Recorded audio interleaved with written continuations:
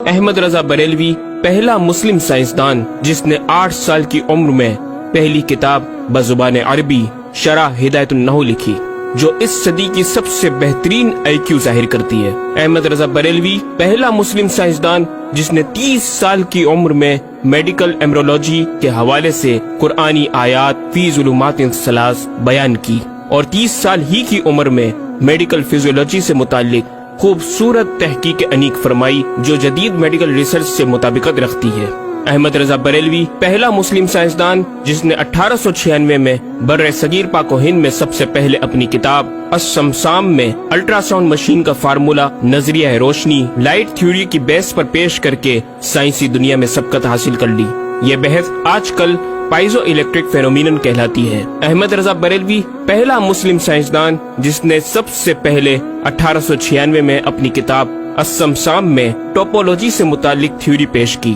بعد میں 1905 میں اپنی کتاب الدولۃ المکیہ میں گفتگو کر کے سبقت حاصل کر لی، جبکہ یہ علم پاک و ہند میں 1968 میں متعارف ہوا۔ احمد رضا بریلوی پہلا مسلم سائنسدان و طبیب جس نے جذام لیپروسی سے متعلق 1908 میں 32 صفحات پر مشتمل اپنی تصنیف الحق المجتلی تحریر فرما کر اسلامی نظریہ غیر متعدی نون کمیونیکیبل پیش کر کے اسلام کی برتری سپریمیسی آف اسلام کو ثابت کیا، جس کی تائید آج کی میڈیکل سائنس نے بھی کر دی۔ احمد رضا بریلوی پہلا مسلم سائنسدان و طبیب جس نے طاعون پلیگ بیماری سے متعلق اپنی تصنیف مقامع الحدید میں اسلامی تحقیق کی ایسی وضاحت فرمائی جسے میڈیکل سائنس خراج تحسین پیش کرتی ہے۔ احمد رضا بریلوی پہلا مسلم سائنسدان جس نے صوتیات ساؤنڈ سے متعلق ماڈرن کمیونیکیشن سسٹم کے بنیادی اصول پر فکری بحث کو تجربات سے ثابت کیا، اور 1909 میں اپنی تصنیف الکشف الشافیہ گرامو فون پر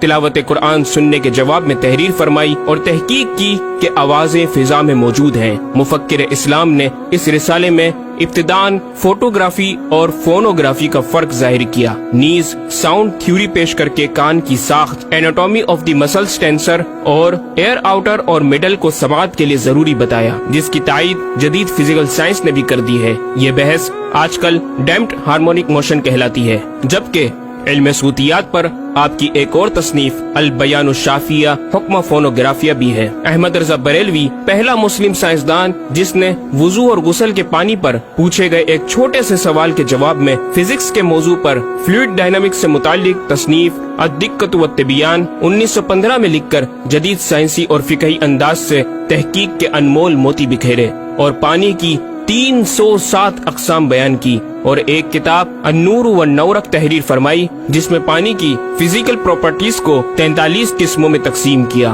اس طرح پانی کی کل 350 اقسام کا بیان ہوا۔ یہ بیان صرف اعداد میں نہیں بلکہ ہر ایک قسم کا نام اور اس کا شرعی حکم بھی بیان فرما کر اور ان پر بحث کر کے ماہرین کو ورطۂ حیرت میں ڈال دیا۔ احمد رضا بریلوی پہلا مسلم سائنسدان جس نے 1335 ہجری میں منرل فزکس کے تحت تیمم کے مسائل پر مٹی اور پتھر اسٹونز کی تحقیق فرما کر ایک کتاب المطر السعید تصنیف فرمائی، جو کائنڈز آف منرلز پر تحقیق کرنے والوں کے لیے ایک بہترین گائیڈ ہے۔ امام نے اپنی اس کتاب میں زمین کی اجناس منرلز کی 311 اقسام گنوانے کے بعد لکھا، یہ 311 چیزوں کا بیان ہے۔ 181 سے تیمم جائز جن میں 74 منصوص اور 107 زیادات فقیر ہیں، اور 130 سے ناجائز جن میں 58 منصوص اور 72 زیادات فقیر۔ ایسا جامع بیان اس تحریر کے غیر میں نہ ملے گا، بلکہ زیادات درکنار اتنے منصوصات کا استخراج بھی سہل نہ ہو سکے گا۔ احمد رضا بریلوی پہلا مسلم سائنسدان جس نے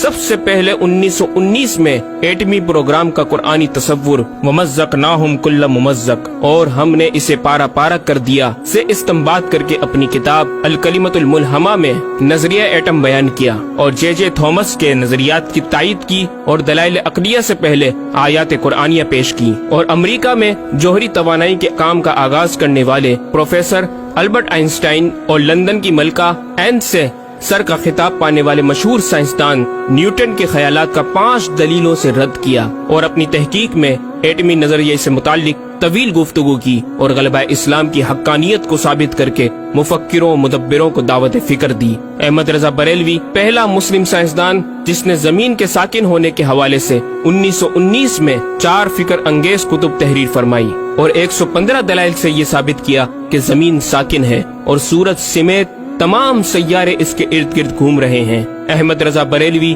پہلا مسلم سائنسدان جس نے علم البحر اوشینوگرافی پر بھی قلم اٹھایا اور حرکت زمین کی تحقیق میں اپنے رسالے فوز مبین ہی میں ایک باب علم البحر کی ذیلی شاخ مد و جزر ٹائڈز جسے جوار بھاٹا بھی کہا جاتا ہے پر بحث و تحقیق کی۔ احمد رضا بریلوی پہلا مسلم سائنسدان جس نے 17 دسمبر 1919 کو دنیا میں ہونے والی ہولناکیوں کی دنیا بھر کے اخبارات میں پیشن گوئی کرنے والے فرانسس کو امریکہ کے ماہر سواقب